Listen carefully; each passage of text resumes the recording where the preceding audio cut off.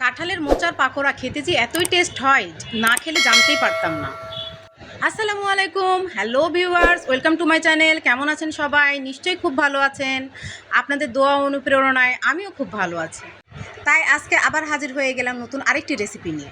আজকের রেসিপি অসম্ভব মজাদার টেস্টি কাঁঠালের মোচার পাকোড়া। তাহলে চলুন দেখে নিই কাঁঠালের মোচার বড়া বানাতে আমার কি কি উপকরণ লেগেছে এবং কিভাবে আমি প্রস্তুত করেছি।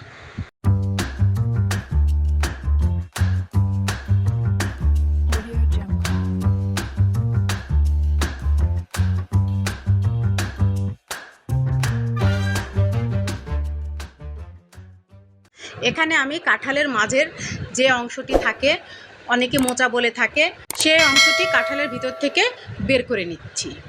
এবার একটি প্লেটে তুলে নিলাম। এখন আমি এই কাঁঠালের মোচাটাকে চপিং বোর্ডে তুলে নাইফের হেল্প নিয়ে প্রথমে কাঁঠালের বোটাটাকে কেটে ফেলে দেব। এরপর কাঁঠালের মোচার উপরের অংশগুলো নাইফ দিয়ে ভালোভাবে ছিলে ফেলে দেব। সম্পূর্ণ কাঁঠালের মোচার চারপাশে আমি এভাবে নাইফ দিয়ে ছিলে নিয়েছি। এবার আমি ভাগ করে নেব। প্রথমে 2 ভাগ করব, তারপরে 4 ভাগ করব, এরপর টুকরা টুকরো করে কেটে নেব। টুকরো টুকরো করার পরে এর মাঝে একটু আঁশের মতো দেখা যায়, সেই শক্ত আঁশগুলো একটু হাত দিয়ে বেছে ফেলে দেব। এবার কেটে রাখা সবগুলো কাঁঠালের মোচা একটি পাতিলে তুলে নেব। এখন বয়েল করার জন্য চুলায় বসিয়ে দিলাম। অফ ক্যামেরায় 2 কাপ পানি দিয়েছি। এবার ভালোভাবে বয়েল করে নেব। বলক চলে এসেছে, খুব ভালো বয়েল হয়েছে। নিচের পানিটা খুব ভালোভাবে শুকিয়ে নিতে হবে। একটু নেড়ে চেড়ে নিচের পানিগুলো আমি শুকিয়ে নিচ্ছি। শুকানোর পরে ঠিক এমন হবে। এবার বয়েল করে রাখা কাঁঠালের মোচার টুকরোগুলোকে পেস্ট বানিয়ে নেব। আমি শিলপাটাতে পেস্ট করেছি। পেস্ট করার পরে ঠিক এমন হয়েছে। যেহেতু পাকোড়া বানাবো সেহেতু ডাল লাগবে। এখানে আমি 250 গ্রাম খেসারির ডাল নিয়েছি। ডালগুলোকে নরম করার জন্য পানি দিয়ে ভিজিয়ে রাখলাম। ডাল ভিজানোর কাজটা আমি 3 ঘন্টা আগেই করেছি। আগে ডাল ভিজিয়ে রাখবেন, এরপরে কাঁঠালের মোচার প্রসেসগুলো করবেন, তাহলে কম সময়ে পাকোড়াগুলো তৈরি করে নিতে পারবেন। ডালগুলো সুন্দরভাবে ভিজে গেছে। আমি এখানে ডাল ধুয়ে নিয়েছি। এবার এই ডালগুলোকে আমি পেস্ট করে নেব।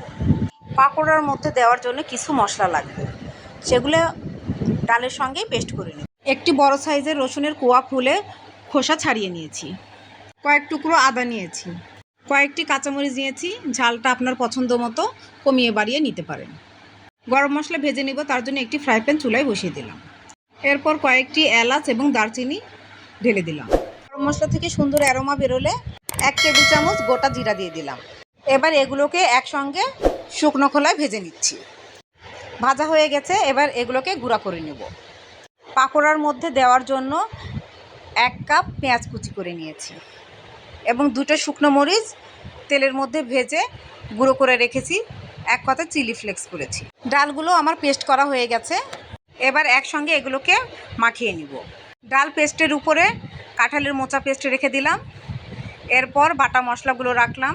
পেঁয়াজ কুচি দিলাম, চিলি ফ্লেক্স দিলাম, ভাজা মশলা গুঁড়া করেছি সেটা দিয়ে দিলাম, স্বাদ মতো লবণ দিলাম, 1 চা চামচ চিনি দিলাম। চিনিটা অপশনাল, আপনি না চাইলে স্কিপ করতে পারেন, তবে দিলে মিষ্টি হবে না, টেস্ট ব্যালেন্স হবে। 1 চা চামচ মাংস মশলা দিলাম। সব উপকরণ দেওয়া শেষ হয়েছে। এবার আমি এগুলোকে একসঙ্গে মেখে নিব। খুব ভালো করে মাখাতে হবে যাতে ডাল পেস্ট এবং কাঁঠালের মোচা পেস্টের সঙ্গে মশলাগুলো খুব ভালোভাবে মিশে যায়। আমার মাখানো কমপ্লিট হয়ে গেছে। আমি এতগুলো সব আজকে ভাজবো না, আমি অল্প কিছুটা ফ্রোজেন করে রাখবো, তার জন্য একটি বক্সে নিয়ে নিচ্ছি। এবার ভাজতে চলে যাব। এর জন্য একটি কড়াই চুলায় বসিয়ে দিলাম। 1 কাপ পরিমাণ সয়াবিন তেল দিয়ে দিলাম। তেলটা গরম হওয়া পর্যন্ত ওয়েট করতে হবে। তেল গরম হয়ে উঠেছে। এবার পাকোড়াগুলো ধীরে ধীরে তেলের মধ্যে দিয়ে দিব। বাই দ্য ওয়ে, আমি রুথি। আমার চ্যানেলে নতুন হয়ে থাকলে প্লিজ সাবস্ক্রাইব করবেন। পাশে থাকা বেল নোটিফিকেশন অল সিলেক্ট করে রাখবেন, তাহলে নতুন ভিডিও যখনই আমি আপলোড করব তার নোটিফিকেশন সবার আগে আপনার কাছে পৌঁছে যাবে। বেশি বেশি লাইক, কমেন্ট এবং শেয়ার করবেন। যারা ফেসবুক ও ইনস্টাগ্রাম থেকে দেখছেন প্লিজ পেজটাকে ফলো দিয়ে রাখবেন, লাইক, কমেন্ট এবং শেয়ার করবেন। যারা লাইক, কমেন্ট, শেয়ার এবং সাবস্ক্রাইব করেছেন তাদেরকে ম্যানি ম্যানি থ্যাঙ্কস। আজকে এই চ্যানেলের এই ভিডিওটি যিনি ফার্স্ট ভিজিট করেছেন তাকেও ম্যানি ম্যানি থ্যাঙ্কস। আমার অন্যান্য রান্না দেখতে চাইলে প্লে লিস্টে ক্লিক করবেন, আমার সব রান্না দেখতে পেয়ে যাবেন। এভাবে আমি উল্টে পাল্টে দুপাশ লাল লাল করে ভেজে নিব।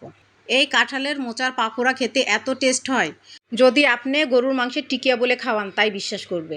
আমি মেহমানকে খেতে দিয়েছিলাম, ওনারা বিশ্বাস করেননি। ওনারা বলেছিলেন যে এটা গরুর মাংসের টিকিয়া। ওনারা বলেছিলেন কাঁঠালের মোচার পাকোড়া এত টেস্ট হয়, আগে তো জানতাম না, কখনো খেয়ে দেখিনি। মনে হচ্ছিল যেন মাংসরই টিকিয়া। এখনও কাঁঠালের সিজন চলছে, খুব সহজে কাঁঠাল পাওয়া যাবে, তাতে পাকা কাঁঠালের মোচাও পাওয়া যাবে। আপনারা বাড়িতে বানিয়ে খেয়ে আমাকে কমেন্টে জানাবেন। এই পাকোড়া গরম ভাতের সাথে খেতেও অসাধারণ লাগে, আবার আপনি এমনি খালি মুখে সসের সঙ্গে খেতেও পারেন। একেবারে মাংসের স্বাদ ভুলতে পারবেন না। এইভাবে সব পাকোড়াগুলো আমি ভেজে তুলে নিয়েছি, এবার পরিবেশন করে দেখাচ্ছি। রেডি হয়ে গেল অসম্ভব মাংসের স্বাদের কাঁঠালের মোচার পাকোড়া।